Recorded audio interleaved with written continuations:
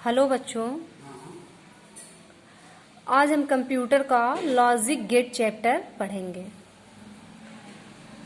अब हम ये जानेंगे कि सबसे ये लॉजिक गेट होता क्या है। तो देखिए, लॉजिक गेट एक ऐसा गेट होता है जिसमें एक से अधिक इनपुट होते हैं और एक आउटपुट होता है। तो इनपुट और आउटपुट तो आप लोग का क्लियर है ना। इनपुट और आउटपुट किसे कहते हैं? तो एक से अधिक इनपुट का मतलब यहाँ क्या हुआ, एक से अधिक इनपुट यानी कई नंबर। मान लीजिए हमने एडिशन करने के लिए ये मान लीजिए 2 नंबर हमने दिया, तो ये दोनों हमारे क्या हो गए, इनपुट हो गए, और आउटपुट हमारा क्या हो गया, ये हो गया। तो इसी तरह से इसमें ये बताया गया है कि जिसमें एक से अधिक इनपुट हो और एक से अधिक इनपुट तथा एक आउटपुट होता है। हम कोई भी वर्क करते हैं, मान लीजिए जैसे आप लोगों ने आप लोग क्या करते हैं, 10th में क्लास किए, कोचिंग किए, पूरे टाइम स्कूल आए, लेकिन लास्ट में रिजल्ट आपको क्या, 1 पेज का मिलता है, वही आपका क्या होता है, आउटपुट होता है। तो वही ये कह रहा है कि लॉजिक गेट एक ऐसा गेट होता है जिसमें एक से अधिक इनपुट होते हैं और एक आउटपुट होता है। आउटपुट मीन्स हमारा क्या होता है, रिजल्ट अथवा परिणाम। अब देखिए, अगला भी डेफिनेशन आपको आर करके दिया गया है। इसमें ये क्या है, एक ऐसे इलेक्ट्रॉनिक सर्किट को लॉजिक गेट कहते हैं जो किसी लॉजिक विशेष पर आधारित होता है। अब लॉजिक क्या, अभी हम आपको आगे बताएंगे। अब देखिए, यहाँ दिया है एक और पॉइंट, जिसमें एक से अधिक इनपुट व एक आउटपुट होता है। यही यहाँ भी बताया गया है, यानी इनपुट एक से अधिक होंगे और आउटपुट हमको एक मिलेगा। अब आगे हम देखते हैं लॉजिक गेट के प्रकार, यानी टाइप ऑफ लॉजिक गेट। तो जो गेट हमारा होता है वो मुख्यतः 2 प्रकार के होते हैं।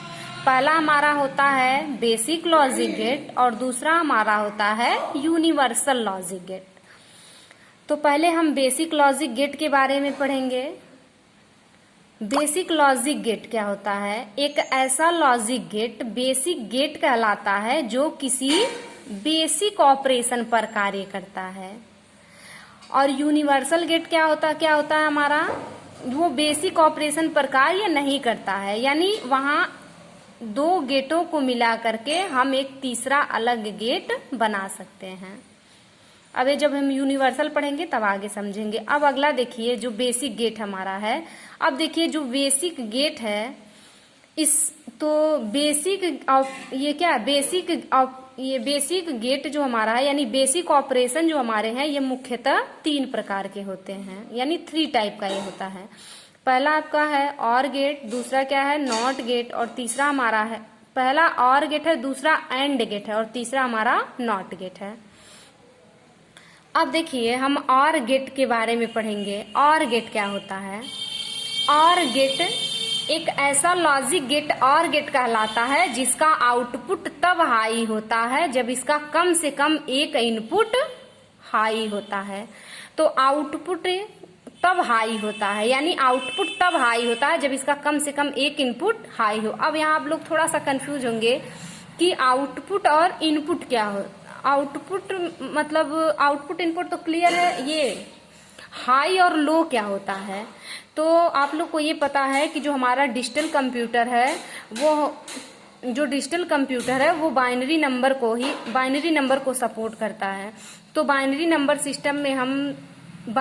सिस्टम का जो बेस होता है वो 2 होता है, यानी उसमें 2 संख्याएं प्रयोग की जाती हैं, जिसमें आप लोग को पता है 0 और 1। तो 0 को हम क्या है, 0 को हम ये लो से दर्शाते हैं और हाई को 1 से। ओके।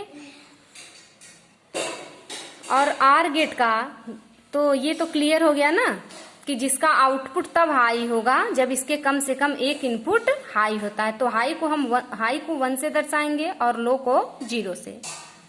और आर गेट का दूसरा भी डेफिनेशन मैं आप लोग को बता देती हूँ। आर गेट किस क्रिया के समतुल्य होता है, ये और गेट मतलब ये प्लस की क्रिया को संपादित करता है, यानी जोड़ की क्रिया को संपादित करता है। जैसे आप लोगों ने बाइनरी में एडिशन किया था ना, सेम वही हमारा और गेट में भी वही होगा। यानी ये क्या करेगा, प्लस को मतलब ये कंप्लीट करता है, मतलब 2 नंबर को क्या करता है, जोड़ने का कार्य करता है। आर गेट में हम क्या करते हैं, 2 बाइनरी नंबर को ऐड करते हैं। जैसे मान लिया ये 0 + 0 है तो इक्वल, यानी इसमें जो सिंबल प्रयोग किया जाता है आर गेट में वो क्या होता है, प्लस का होता है। अब अगला देखिए क्या है, अब इसको हम समझते हैं आर गेट के सिंबल को कैसे हम बनाएंगे। अब देखिए आर गेट के सिंबल को इस तरह से हमने बनाया। यहाँ हम क्या करेंगे, ये पहले 2 इनपुट लेंगे ए और बी, और ये हमारा क्या होगा, यहाँ इसका आउटपुट होगा। तो ए इक्वल हमने क्या लिया, यहाँ से जो भी लेंगे ए इक्वल 0 और बी इक्वल 1, जो भी होगा हमारा, ठीक है। अब यह आर गेट है। अब देखिए आउटपुट इसका क्या आएगा, y इक्वल a + b। तो ये हमारा क्या हो गया, आर गेट का ये सिंबल हो गया। अब इसको हम सिंबल तो आप लोगों को बता दिए, लेकिन ये समझ में नहीं आया होगा, इसको अभी हम सत्यता सारणी के थ्रू प्रूफ कर देते हैं। अब आप लोग सोचेंगे कि एक नया ये क्या आ गया, सत्यता सारणी। तो सत्यता सारणी क्या होती है, ये सत्यता सारणी मतलब एक ऐसी सारणी सत्यता सारणी कहलाती है जो इनपुट और आउटपुट के संबंध को बताती है। यानी जो सत्यता सारणी होती है वो क्या करती है, इनपुट और आउटपुट के संबंध को बताती है। अब यहाँ ये पता चलेगा कि इन दोनों नंबर के बीच क्या हो रहा है, एडिशन हो रहा है ना। देखिए यहाँ लिखा है ना, सबसे पहले तो हमने इनपुट लिया, इनपुट में वही जो ऊपर हमने लिया था ए और बी, और यहाँ आउटपुट में हमको क्या मिलेगा, ये हमारे इनपुट के मानों पर निर्भर करता है।